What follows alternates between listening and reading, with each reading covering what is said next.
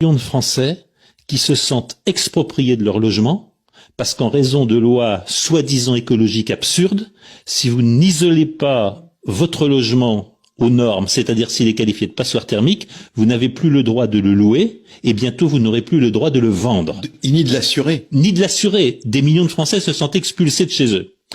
Même chose pour le droit de circuler avec votre voiture. On vivait dans ces maisons depuis 5 siècles, quoi. Exactement.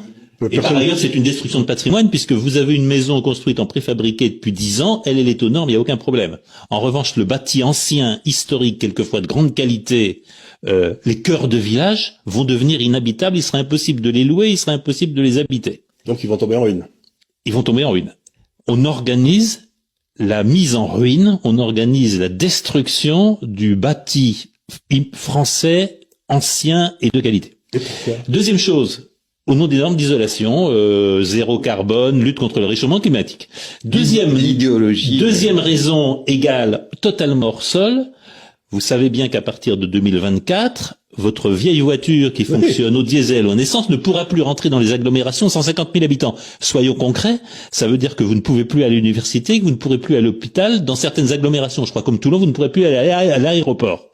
On prive des millions de Français de leur droit tout simplement à la mobilité, de leur droit de se déplacer. C'est un gros progrès, vous savez, dans le Moyen-Âge, les serfs étaient attachés à la glèbe. On retrouve la même chose. C'est-à-dire, vous avez une classe d'élite prédatrice qui, elle, se garde le droit de voyager partout, les fameux nowhere, et les gens de quelque part n'auront plus le droit de sortir, vous avez raison, du fief qui leur sera alloué.